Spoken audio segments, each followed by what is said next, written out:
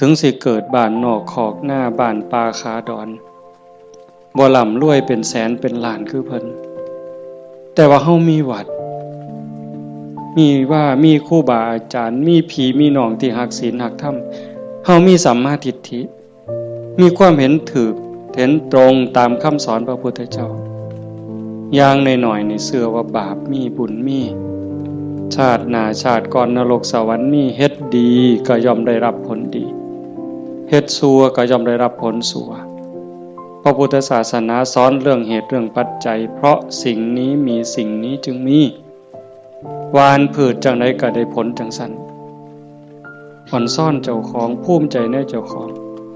แม่นสิเกิดบ้านนอกคอกหน้าทุกข์ยากปากหมองบ่ร่ำบ่รวยบ่สวยบ่งาม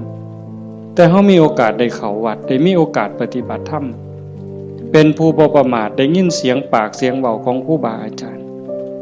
น้อมนำลงสู่การ